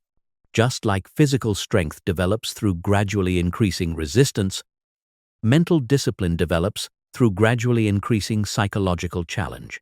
You start with small commitments that you can easily maintain. Then, slowly expand your capacity by taking on more demanding challenges. This might mean starting with a 5-minute daily meditation practice rather than attempting hour-long sessions, or committing to one difficult conversation per week rather than trying to transform all your relationships at once. The key is consistent success with manageable challenges rather than sporadic success with overwhelming ones. Each small success builds psychological evidence that you can rely on yourself to follow through on commitments. This evidence becomes the foundation of unshakable self-trust, which is essential for mental discipline. When you trust yourself to do what you say you'll do, making commitments becomes empowering rather than anxiety-provoking. The third element is what I call environmental design for discipline. Your external environment has enormous influence over your internal state and behavior patterns. Most people try to build discipline through internal willpower while remaining in environments that work against their goals. This is like trying to eat healthy while keeping junk food in easy reach. Your environment undermines your intentions. Environmental design involves structuring your physical and social environment to support disciplined choices rather than undermine them. This might mean removing temptations, creating visual reminders of your commitments, or surrounding yourself with people who model the behaviors you want to develop. For example, if you want to develop the discipline of staying calm under pressure, you might remove yourself from unnecessary sources of stress, create visual reminders of your stress management techniques, and spend time with people who model emotional regulation rather than reactivity. The fourth component is developing tolerance for discomfort and uncertainty. Most failures of mental discipline happen not because people don't know what to do, but because doing the right thing feels uncomfortable in the moment. Discipline often requires choosing temporary discomfort for long-term benefit. And most people aren't trained to tolerate discomfort effectively. Building comfort with discomfort involves gradually exposing yourself to manageable levels of physical, emotional, and psychological discomfort while maintaining your composure. This might involve cold showers, challenging workouts, difficult conversations, or other activities that train your nervous system to remain calm under stress. The more comfortable you become with discomfort, the more options you have in difficult situations. Instead of being driven to escape discomfort as quickly as possible, you can evaluate your options rationally and choose responses that align with your long-term goals rather than your immediate comfort. The fifth element is creating accountability systems that support your discipline rather than undermine it. Many people create accountability systems that rely on external pressure, shame, or punishment when they fail to follow through on commitments. These systems often backfire because they create resistance and resentment rather than genuine motivation. Effective accountability systems focus on progress rather than perfection, learning rather than judgment, and support rather than pressure. They help you stay connected to your deeper motivations for disciplined behavior rather than just creating external consequences for undisciplined behavior. This might involve regular check-ins with a mentor or coach who helps you learn from setbacks rather than judges you for them. Tracking systems that help you see progress over time rather than just current performance, or community connections with people who share your values and support your growth. The final component of unbreakable mental discipline is what I call identity-based reinforcement. Every time you act in alignment with your values and commitments, you reinforce your identity as someone who follows through. Every time you act against your values and commitments, you weaken that identity and make future discipline more difficult. This means viewing every choice as an opportunity to strengthen or weaken your disciplined identity. Small choices matter as much as big ones because they all contribute to the overall pattern of who you're becoming. Choosing to respond thoughtfully rather than reactively in a minor situation strengthens the same psychological muscle you'll need for major challenges. Identity-based reinforcement transforms discipline from something you have to do into something you get to do. Instead of seeing disciplined choices as restrictions on your freedom, you see them as expressions of your freedom to become who you want to be. This shift makes discipline sustainable because it's powered by inspiration rather than obligation. Chapter 11. Advanced Stress Immunity Techniques. There's a level of psychological resilience that goes beyond basic stress management. It's what I call stress immunity. While most people try to avoid stress or cope with it after it arrives, stress-immune individuals have trained their minds to remain completely unaffected by external pressure. They don't just manage stress, they become immune to it at the neurological level. Stress immunity isn't about becoming emotionally numb or disconnected from reality. It's about developing such sophisticated psychological skills that your nervous system remains calm and regulated, even in situations that would overwhelm most people. You maintain clarity of thinking, emotional stability, and decision-making capacity, regardless of external chaos or pressure. The foundation of stress immunity is understanding that stress isn't caused by external situations, it's caused by your interpretation of external situations. Two people can face identical circumstances and have completely different stress responses based on how they interpret what's happening. This means that by controlling your interpretation process, you can control your stress response. Most people interpret challenging situations through the lens of threat assessment. They immediately scan for what could go wrong, what they might lose, or how they might be harmed. This threat-focused interpretation automatically activates their stress response, even when no actual danger exists. Their mind treats a difficult conversation the same way it would treat a physical attack. Stress-immune individuals have trained themselves to interpret challenging situations through the lens of opportunity assessment. Instead of automatically scanning for threats, they scan for possibilities, learning opportunities, and ways to grow stronger. This interpretation activates their growth response instead of their stress response, keeping them calm and resourceful under pressure. The first advanced technique is called stress recontextualization. Instead of viewing stressful situations as problems to be solved or threats to be avoided, you recontextualize them as training opportunities designed to make you stronger. Every difficult situation becomes a chance to practice your psychological skills and increase your resilience capacity. This recontextualization works because it changes your relationship to difficulty from victimhood to empowerment. Instead of thinking, "Why is this happening to me?" you think, "How is this making me stronger?" Instead of, "I can't handle this," you think, "This is perfect training for developing greater capacity." The situation hasn't changed, but your psychological response to it has completely shifted. When you consistently recontextualize stress as training, your nervous system stops treating stressful situations as emergencies. Your brain learns that these situations are opportunities for growth rather than threats to survival. Over time, your stress response diminishes because your mind no longer interprets challenges as dangerous. The second technique is developing what I call preemptive calm. Instead of waiting for stressful situations to arise and then trying to manage your response, you proactively enter a state of deep calm before engaging with potentially challenging circumstances. You preload your nervous system with the neurological state you want to maintain. This involves specific breathing patterns, body positioning, and mental preparation that activate your parasympathetic nervous system before you need it.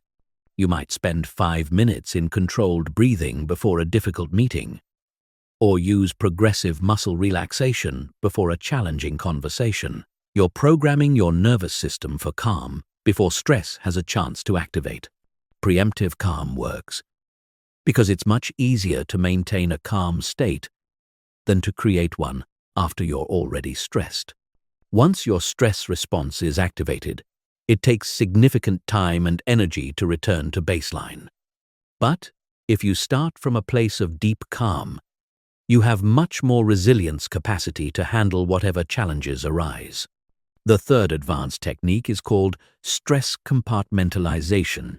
Instead of allowing stress in one area of your life to contaminate all other areas, you develop the ability to contain stress responses to specific contexts while maintaining calm in others. You can be dealing with a work crisis without bringing that stress energy into your personal relationships, or handling a family challenge without letting it affect your professional performance. Stress compartmentalization requires developing clear psychological boundaries between different areas of your life. You create mental and emotional separations that prevent stress from one context from bleeding into others. This might involve specific transition rituals between work and home, or mental exercises that help you shift psychological states when moving between different life domains.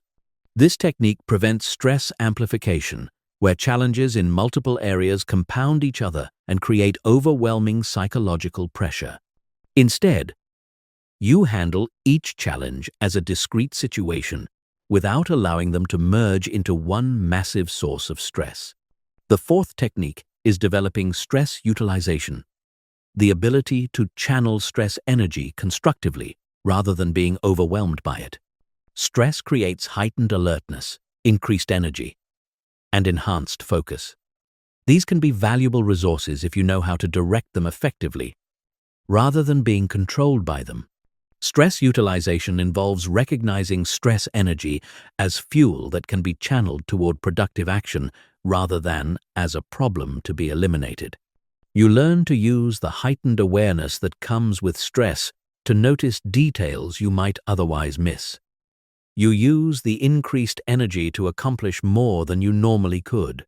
You use the enhanced focus to tackle challenging tasks with greater intensity. This approach transforms stress from an enemy into an ally. Instead of trying to eliminate stress completely, you develop the skill of directing stress energy toward your goals. The same physiological arousal that could create anxiety becomes the foundation for peak performance. The fifth advanced technique is what I call metacognitive stress monitoring. This involves developing the ability to observe your stress response from a detached perspective rather than being consumed by it.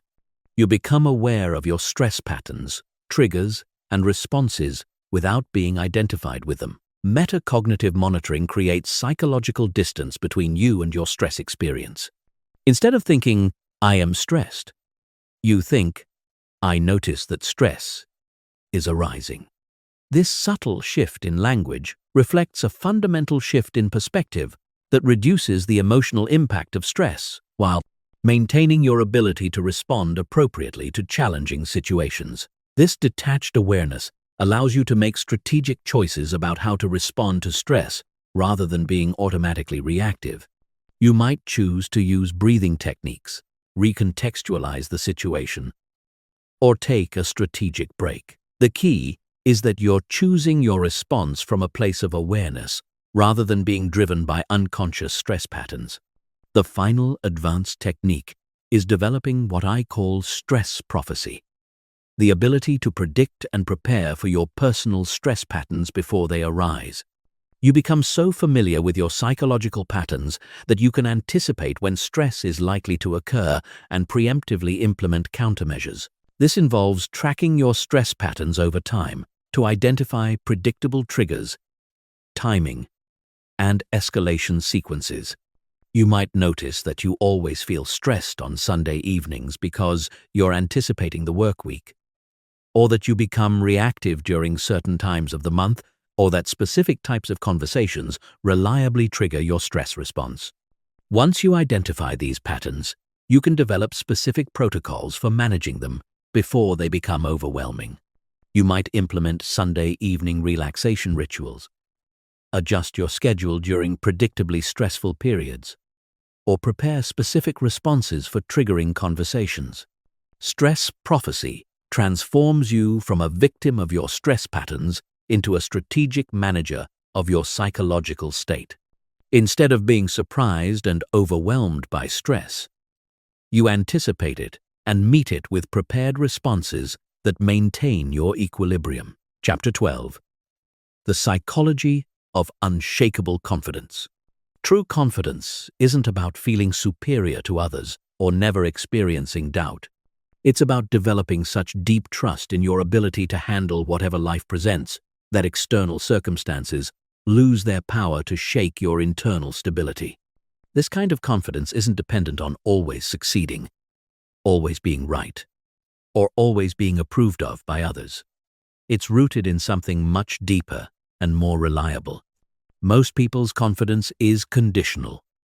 It depends on things going well, people responding positively, and external validation confirming their worth. This type of confidence is fragile because it's dependent on factors outside their control. When circumstances change, criticism arrives, or failures occur, their confidence collapses because it was built on unstable foundations. Unshakable confidence is built on a completely different foundation. It's based on your ability to handle difficulty, learn from failure, and maintain your values, regardless of external circumstances. This confidence actually grows stronger through challenges because each difficulty you navigate successfully provides evidence of your resilience and capability. The first component of unshakable confidence is developing what I call process confidence versus outcome confidence. Outcome confidence depends on achieving specific results, getting the job, winning the competition, or receiving approval. Process confidence depends on your ability to give your best effort, learn from experiences, and maintain your integrity, regardless of outcomes. When your confidence is tied to outcomes, you become anxious about results and handicapped by the fear of failure. You avoid risks, play it safe, and often perform below your capacity because you're more focused on protecting your confidence than expressing your abilities. This protective stance actually undermines the very outcomes you're trying to secure. Process confidence frees you to perform at your best because you're not handicapped by attachment to specific results. You can take appropriate risks, learn from failures, and adapt your approach based on feedback without your fundamental confidence being threatened. Paradoxically, this often leads to better outcomes because you're operating from a position of strength rather than fear. The second component is developing competence-based confidence through systematic skill development. While confidence isn't entirely dependent on competence, having genuine skills and capabilities provides a solid foundation for self-trust. When you know you're competent, you naturally feel more confident because your confidence is backed by reality. This doesn't mean becoming perfect or never making mistakes. It means developing enough skill in important areas of your life that you trust your ability to handle challenges effectively. You might not know exactly how you'll solve a particular problem, but you trust your problem-solving abilities. You might not know exactly what to say in a difficult conversation, but you trust your communication skills. Building competence-based confidence requires honest assessment of your current capabilities and systematic effort to develop skills in areas that matter to you. This might involve professional training, personal development, or simply practicing important skills until you feel genuinely capable rather than just hoping for the best. The third component is what I call failure integration. The ability to learn from failures and setbacks without allowing them to undermine your confidence. Most people's confidence is fragile because they see failure as evidence of inadequacy rather than as information for improvement. Failure integration involves developing a sophisticated relationship with failure that allows you to extract value from difficult experiences without being crushed by them. You learn to separate your identity from your results, to see failures as data rather than judgments, and to use setbacks as fuel for growth rather than reasons for giving up. This doesn't mean being indifferent to failure or not caring about results. It means developing the psychological resilience to bounce back quickly from failures and the wisdom to use those experiences to become more capable. Each failure you integrate successfully makes you more confident because you prove to yourself that you can handle difficulty and emerge stronger. The fourth component is developing what I call identity-based confidence. This is confidence that comes from a clear sense of who you are, what you value, and what you stand for, independent of external circumstances or other people's opinions. When you have strong identity-based confidence, you don't need constant external validation because your sense of worth comes from internal alignment with your values. Identity-based confidence requires deep self-knowledge and the courage to be authentic even when it's challenging. You need to know what matters to you, what you believe in, and what kind of person you want to be. This internal clarity becomes the foundation for unshakable confidence because it gives you a stable reference point that doesn't change based on external circumstances. When your confidence is rooted in your identity and values, criticism doesn't crush you because you know who you are beyond other people's opinions. Failure doesn't devastate you because your worth isn't determined by your performance. Success doesn't go to your head because you recognize it as external validation of internal qualities rather than the source of your confidence. The fifth component is developing what I call social confidence, the ability to remain centered and authentic in social situations, regardless of other people's responses. Social confidence isn't about being the most charismatic or popular person in the room. It's about being comfortable with yourself and expressing that authentically without needing specific reactions from others. Most people struggle with social confidence because they're constantly monitoring other people's responses and adjusting their behavior to maximize approval. This creates anxiety because they're trying to control something that's ultimately outside their control: how others think and feel about them. Social confidence comes from focusing on your own authenticity and contribution rather than on other people's approval. You speak your truth because it's your truth, not because you think others will agree with it. You offer kindness because you value kindness, not because you expect it to be reciprocated. You maintain your standards because they're important to you, not because others will respect you for it. The sixth component is developing resilience-based confidence. Confidence that comes from knowing you can handle whatever challenges life presents. This isn't confidence that bad things won't happen. It's confidence that you have the internal resources to navigate whatever does happen with grace and strength. Resilience-based confidence is built through successfully navigating increasingly difficult challenges over time. Each time you face a difficult situation and handle it effectively, you build evidence of your capacity to deal with adversity. This evidence becomes the foundation for deep, unshakable confidence because it's based on proven ability rather than untested hope. This type of confidence actually seeks out appropriate challenges because they provide opportunities to build greater resilience. Instead of avoiding difficulty, you embrace it as training for becoming even more capable. You understand that confidence built through avoiding challenges is fragile, while confidence built through overcoming challenges is unshakable. The final component is what I call contribution-based confidence. This is confidence that comes from knowing you have something valuable to offer the world, regardless of how that contribution is received or recognized. When you're focused on contributing your best rather than on receiving recognition, your confidence becomes independent of external feedback. Contribution-based confidence shifts your focus from getting to giving, from taking to offering, from needing to serving. This shift is psychologically liberating because it removes the desperate quality that undermines authentic confidence. When you're genuinely focused on contribution, you naturally become more confident because you're aligned with something larger than your own ego needs. This doesn't mean becoming selfless or ignoring your own needs. It means recognizing that true confidence comes from knowing you have something valuable to offer, rather than from constantly trying to prove your worth or extract validation from others. When you're genuinely contributing, confidence becomes a natural byproduct, rather than something you have to manufacture or maintain. Chapter 13. Mastering your mental environment.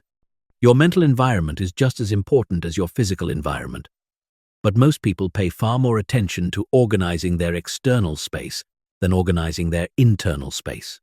They'll spend hours cleaning and decorating their home while allowing their mind to be cluttered with negative thoughts, toxic influences, and mental pollution that undermines their psychological well-being.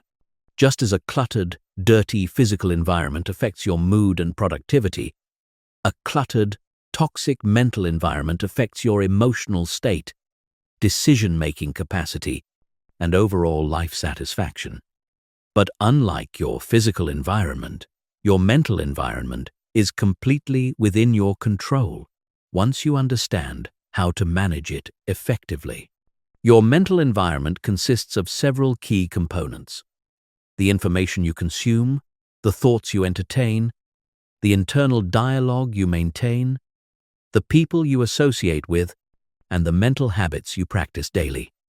Each of these components either supports your mental strength and emotional stability, or undermines it. There's no neutral ground. Everything in your mental environment is either helping you or hurting you. The first component to master is your information diet. In today's hyper-connected world, you're constantly bombarded with information designed to capture your attention and trigger emotional responses. News outlets profit from your anxiety and outrage. Social media algorithms feed you content that generates strong reactions. Marketing messages try to make you feel inadequate, so you'll buy products to fix imaginary problems. Most people consume information passively, allowing their mental environment to be shaped by whatever content happens to cross their path. They check their phone first thing in the morning, scroll through social media throughout the day, and fall asleep to television or online videos. This passive consumption fills their mind with other people's agenda, opinions, and emotional energy rather than supporting their own goals and well-being. Creating a healthy information diet requires becoming intentional about what content you allow into your mind. This means choosing information sources that educate, inspire, and empower you, rather than those that simply entertain or agitate you. It means limiting exposure to negative news cycles that create anxiety about events you can't control. It means being selective about social media consumption and unfollowing accounts that consistently make you feel worse about yourself or the world. The goal isn't to become ignorant about what's happening in the world, but to consume information strategically rather than compulsively. You might choose to check news updates once daily rather than throughout the day. You might select a few high-quality information sources rather than consuming random content. You might set specific times for social media use rather than scrolling whenever you're bored.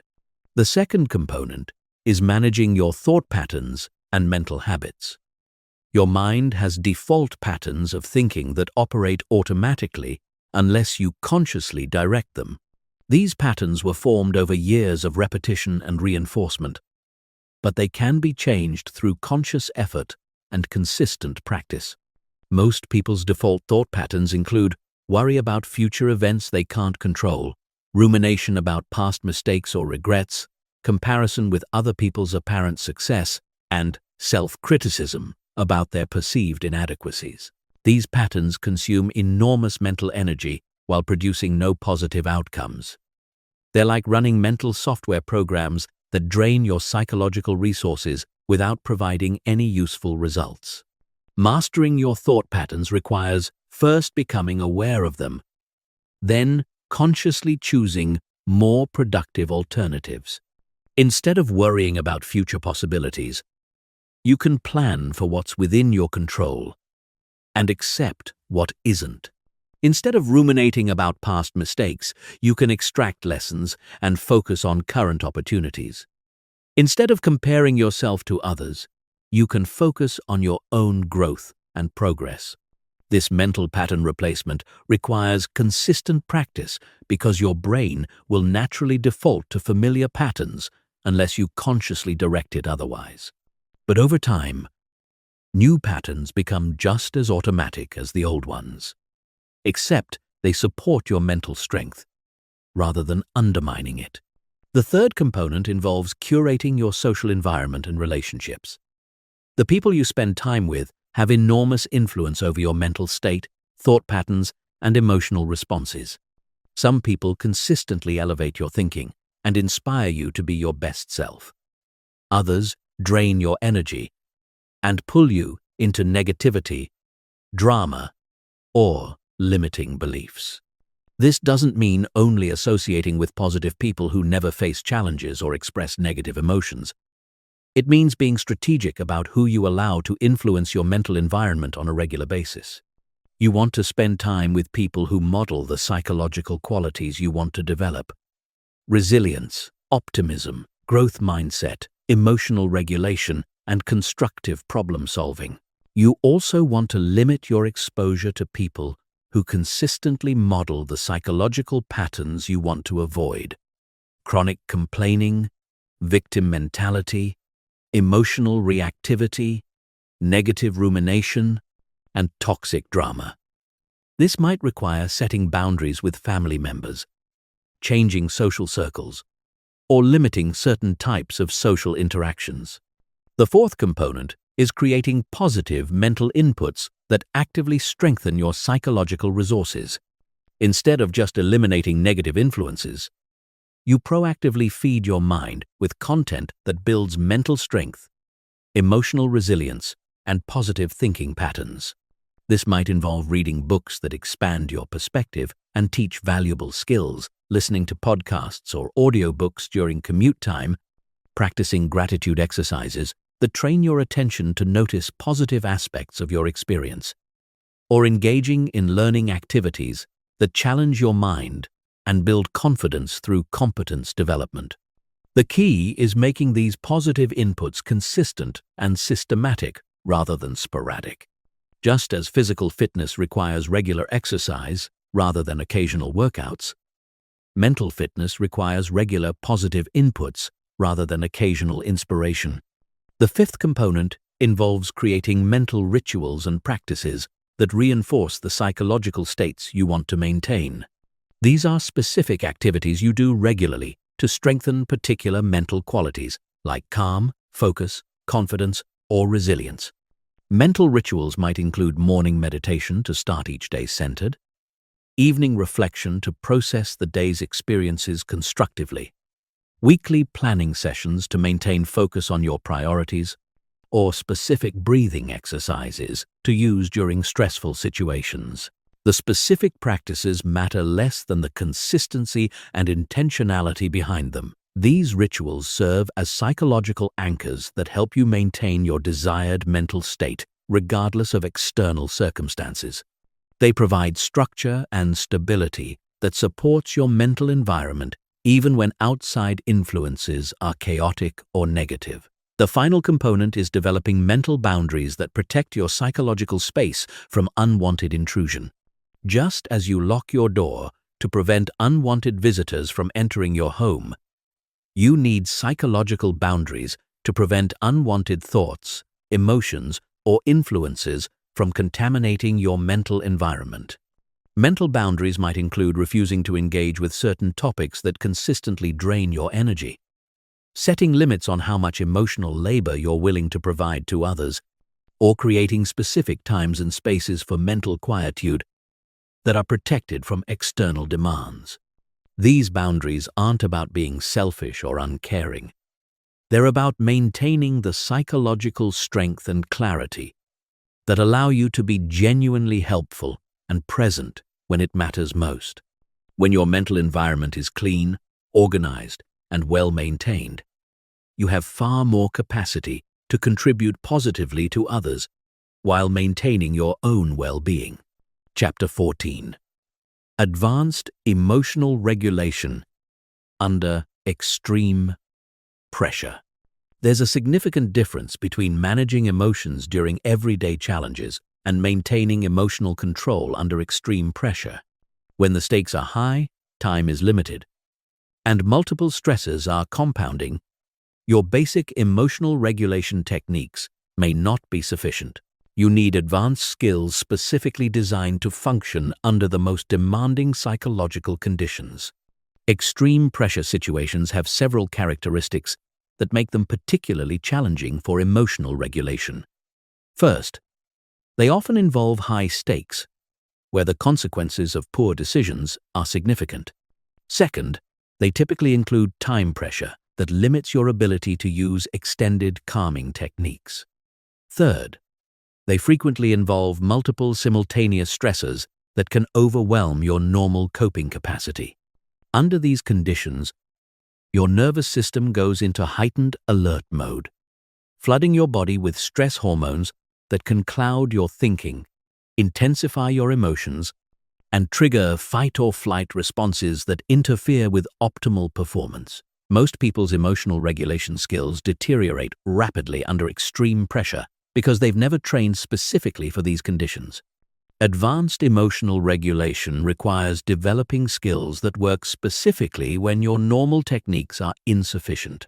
These are emergency psychological protocols that can be implemented quickly and effectively even when your system is highly activated and your thinking is compromised by stress. The first advanced technique is called physiological override. When extreme pressure activates your stress response, your body undergoes specific changes that fuel emotional reactivity. Shallow breathing, muscle tension, increased heart rate, and heightened cortisol levels.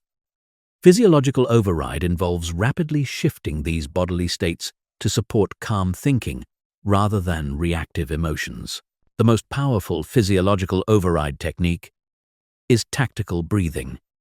This isn't the gentle, slow breathing you might use during meditation.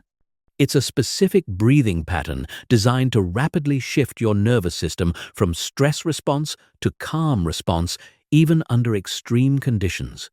Tactical breathing involves breathing in for 4 counts through your nose, holding for 4 counts, breathing out for 6 counts through your mouth, and holding empty for 2 counts. You repeat this cycle 3 to 5 times with full attention on the counting and physical sensations. This pattern activates your parasympathetic nervous system and begins calming your stress response within 60 seconds. The second advanced technique is called emotional compartmentalization under pressure.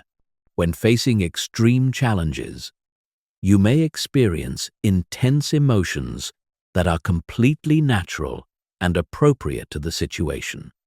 Fear, anger, sadness, or anxiety. The goal isn't to eliminate these emotions, but to prevent them from interfering with your decision-making and performance. Emotional compartmentalization involves acknowledging your emotional response while creating psychological separation between feeling emotions and being controlled by them. You might think, I notice I'm feeling intense fear right now, and that's completely understandable given this situation. I can feel this fear and also think clearly about my options. This technique works because it validates your emotional experience while maintaining your executive function. You're not fighting against natural emotional responses, which would waste energy and create internal conflict. Instead, you're creating space to feel emotions, while also accessing your rational mind for decision-making. The third technique is called priority-based focus under pressure. When multiple stressors are competing for your attention, your mind can become scattered and overwhelmed, making it difficult to think clearly or regulate emotions effectively. Priority-based focus involves rapidly identifying the most critical element of a complex situation and directing all your mental resources toward that priority while temporarily setting aside less urgent concerns. This requires asking yourself, what is the one thing that matters most right now? And then deliberately focusing your attention on that single element while allowing everything else to fade into the background. You're not ignoring other concerns permanently, but you're creating temporary mental clarity by reducing cognitive load. Priority-based focus prevents the emotional overwhelm that comes from trying to handle everything at once. It also ensures that your limited mental resources under pressure are directed toward the most important decisions rather than being scattered across multiple concerns. The fourth advanced technique is called strategic emotional utilization. Instead of trying to eliminate intense emotions under pressure, you learn to channel their energy productively. Fear can provide heightened alertness and attention to detail. Anger can provide energy and determination. Even sadness can provide clarity about what truly matters to you. Strategic emotional utilization involves asking, how can I use the energy of this emotion to help me handle this situation effectively? Instead of, how can I get rid of this emotion? You're transforming emotional energy from a hindrance into a resource. For example, if you're facing a critical deadline and feeling intense anxiety, instead of trying to calm the anxiety, you might channel its energy into focused, productive action. The heightened alertness that comes with anxiety can actually improve your performance if you direct it constructively rather than allowing it to spiral into paralysis. The fifth technique is called rapid cognitive reframing under pressure. When extreme pressure hits, your mind immediately begins interpreting the situation, and these interpretations directly influence your emotional response. Under pressure, most people default to threat-based interpretations that amplify stress and emotional reactivity. Rapid cognitive reframing involves quickly shifting from threat-based to opportunity-based interpretations even under extreme conditions. Instead of thinking, "This is a disaster," you think, "This is a test of my capabilities." Instead of, "I can't handle this," you think, "This is exactly the kind of challenge that will make me stronger." This reframing must be done quickly and decisively, because prolonged analysis under pressure often leads to overthinking and increased anxiety. You choose an empowering interpretation and commit to it, rather than continuing to analyze the situation from multiple angles. The sixth advanced technique is called performance state anchoring. This involves developing the ability to rapidly access optimal psychological states, even under extreme pressure, through specific physical cues or mental triggers that you've trained in advance. Performance state anchoring requires practicing optimal emotional regulation during calm periods, while associating that state with specific physical actions like touching your thumb to your index finger, taking a specific posture, or saying a particular phrase to yourself. Through repetition, these physical cues become triggers that can rapidly access calm, focused states, even under pressure. When extreme pressure hits, you can activate your performance state anchor and immediately access the psychological resources you need, rather than having to build that state from scratch while under stress. This technique is particularly valuable because it works even when your thinking is compromised by pressure. The final advanced technique is called post-pressure integration. After navigating extreme pressure situations, it's crucial to process the experience in a way that strengthens your capacity for future challenges, rather than just relieving the immediate stress. Post-pressure integration involves reviewing what worked, what didn't work, and what you learned about your own psychological patterns under extreme conditions. You identify which techniques were most effective, which emotions provided useful energy, and which interpretations supported optimal performance. This integration process ensures that each extreme pressure situation becomes training that increases your capacity for future challenges, rather than just an ordeal to survive. Over time, you develop increasing confidence in your ability to handle whatever pressure life presents, because you've systematically learned from each challenging experience. Chapter 15.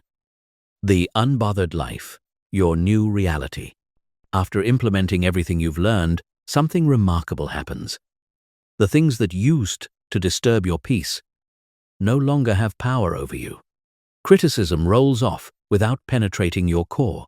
Rejection becomes simple information rather than a judgment of your worth. Uncertainty transforms from a source of anxiety into a space of possibility. You've become genuinely unbothered by the external circumstances that control most people's emotional states. But being unbothered doesn't mean being indifferent.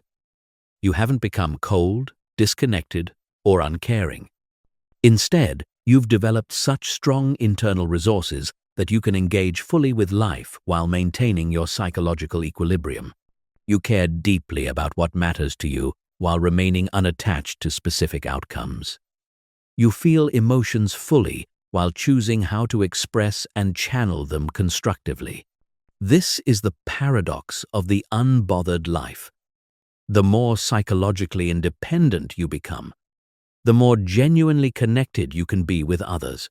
When you're not constantly protecting your ego, managing your insecurities, or seeking validation, you have enormous capacity for authentic relationships, meaningful contribution, and purposeful action. Your energy is no longer consumed by emotional management, so it becomes available for creation, growth, and genuine impact. The unbothered life operates from a completely different psychological foundation than most people experience. Instead of your well-being depending on external circumstances, It comes from internal resources that you've developed through consistent practice. Instead of your confidence fluctuating based on other people's responses, it remains stable because it's rooted in your own competence and character. Instead of your peace being threatened by every challenge, it deepens through each difficulty you navigate skillfully. Living this way requires a fundamental shift in how you relate to difficulty and challenge. Most people see problems as interruptions to their happiness and obstacles to their goals. You begin to see challenges as opportunities to practice your psychological skills and demonstrate your mental strength. Every difficult situation becomes a chance to apply what you've learned and prove to yourself that you can handle whatever life presents. This shift transforms your relationship to uncertainty and change. Instead of needing to control external circumstances to feel secure, you develop confidence in your ability to adapt to whatever circumstances arise. You become like water, flowing around obstacles, adapting to any container, but maintaining your essential nature regardless of external conditions. The unbothered life also involves a sophisticated relationship with emotions. You understand that emotions are information and energy, not commands that must be obeyed, or problems that must be solved. When anger arises, you can use its energy for positive change without being controlled by its impulses. When fear appears, you can extract its warnings without being paralyzed by its intensity. When sadness comes, you can honor what matters to you without being overwhelmed by grief. This emotional sophistication allows you to be fully human while remaining psychologically free. You don't suppress emotions or pretend they don't affect you. Instead, you develop such skill in working with emotional energy that emotions become tools for deeper engagement with life rather than barriers to effectiveness. Your relationships transform when you become genuinely unbothered. You can love people without needing them to validate you. You can support others without taking responsibility for their emotions. You can set boundaries without guilt and maintain your standards without apology. You can be vulnerable without being desperate and strong without being rigid. Other people are drawn to this quality because it's so rare in a world where most people are emotionally reactive and psychologically dependent. Your calm presence becomes a refuge for others, and your authentic strength inspires them to develop their own psychological resources rather than depending on external sources of stability. Your decision-making capacity also reaches a new level when you're truly unbothered. Without the noise of emotional reactivity, people-pleasing, and outcome attachment, you can see situations clearly and choose responses that align with your values and long-term goals. You're no longer distorted by fear, desperation, or the need for immediate emotional relief. This clarity extends to every area of your life. You can evaluate opportunities objectively rather than being swayed by external pressure or emotional manipulation. You can handle criticism constructively rather than being defensive or devastated. You can navigate conflict skillfully rather than avoiding it or escalating it. The unbothered life doesn't mean that difficult things stop happening to you. Life continues to present challenges, setbacks, and uncertainty. People may still criticize you, reject you, or treat you poorly. External circumstances will still be unpredictable and sometimes difficult. The difference is that these external realities no longer determine your internal experience. You've developed such strong psychological resources that you can handle whatever comes while maintaining your peace, clarity, and sense of purpose. Challenges become interesting puzzles to solve rather than threats to survive. Setbacks become opportunities for resilience building rather than evidence of inadequacy. Uncertainty becomes space for growth and possibility rather than cause for anxiety. This inner strength radiates outward and affects everything you touch. Your work improves because you're operating from calm focus rather than stressed reactivity. Your relationships deepen because you're genuinely present rather than preoccupied with managing your own emotional state. Your contribution to the world increases because your energy is available for creation rather than consumed by psychological maintenance. Most importantly, you become an example of what's possible for human psychological development. In a world where emotional reactivity and psychological fragility are considered normal, your unbothered presence demonstrates that there's another way to live. You show others that it's possible to be strong without being rigid, caring without being dependent, and engaged without being controlled. This is your invitation to step fully into this new way of being. You have all the tools and knowledge necessary to train your mind to stay unbothered no matter what life presents. The only question remaining is whether you'll commit to the consistent practice required to make these psychological skills automatic parts of your daily experience. The choice is yours. But understand that this choice will determine the quality of every day you have remaining in your life. You can continue living at the mercy of external circumstances and other people's behavior, or you can take full responsibility for your internal experience and develop the unshakable psychological strength that makes you truly free. The unbothered life is waiting for you. It's time to claim it.